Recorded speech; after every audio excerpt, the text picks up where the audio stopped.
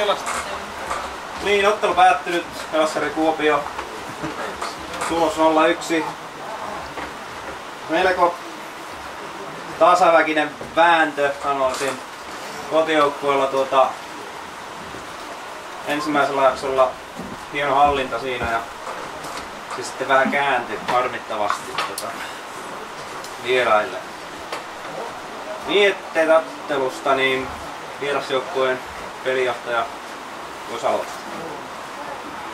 Joo, se oli just noin, että eka jakso oltiin, että sitten vastustaja löi hyvillä lyönneillä 5-0 ja sitten noustiin myötaas, että se tuli hyviä lyöntejä, mutta sitten pikkasen vastustaja auttoikin niissä tietyissä tilanteissa, mutta jatkuvaiheessa kautta kaikki otetaan vastaan mitä saatiin ja sitten yhdellä hyvällä sisävuorolla saatiin sitten tuo ekan jaksovoitto ja toisella niin hallittiin sitä ja vastustaja tuli vastustamattomilla lyönneillä pääsääntöisesti tuli rinnalle asti, mutta nyt se ei ihan niin riittänyt, että todella kova kotijoukko oli tänään vastas, mutta pikkasen oltiin kovempia tänään kuin vastus ja olisi voinut päättyä kummalle vaan, mutta nyt se päättyi meille 1-0 ja olen ihan tyytyväinen voittoon kumminkin.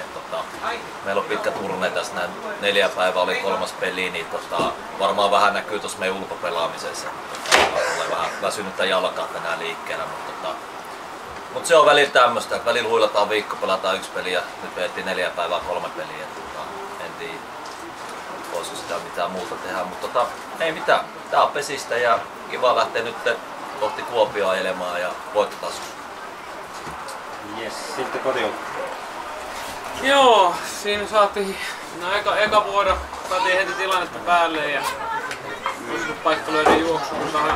Vähän sellainen 2-piippuinen juttu se Hakomäen ja näppi, mutta näitä sattuu ja sitten saatiin Nurmella oli hyvän läpärin ja saatiin vielä siihen 4-0 ja aika vahvan oloinen tilanne, mutta sitten tapahtuu sellaista, mitä ei ikinä saisi pesäpallossa tapahtua, että 5-0 johdossa viimeinen puolella, menee 2 kertaa takaa läpi. Yksi juoksu oli sallittu, oli hyvällä lyönnillä se, mikä siinä tuli se Nissinen löi vissiin keskipäässä. No toinen jakso, vaikea nousta sellaisen viimeisen vuoroparin jälkeen ja sitten vielä alahajoitettiin siinä 3 juoksua heitolla ja päästiin rinnalle, mutta ei millään ole. Jes, sitten vieraiden palkittu ajatuksia. No hyvin kaksijakoinen fiilis tosta nyt jäi, että toki sen ensimmäisen jakson alun jälkeen, niin jos siinä sanoo, että 2 pisteen kanssa lähdetään pois, niin olisi varmaan ollut ihan tyytyväinen.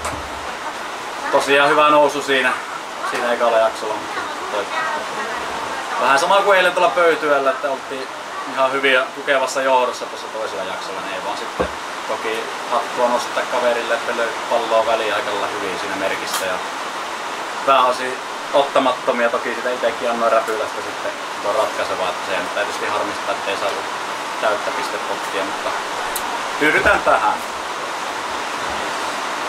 Oliko tuomareilla jotain? Eikä mitään lisää. Okei, tilaisuus on päättynyt. Kiitos. Kiitos. Joo. Siinä on näissä. Ei tarvitse suihkuta. Aivan itkee.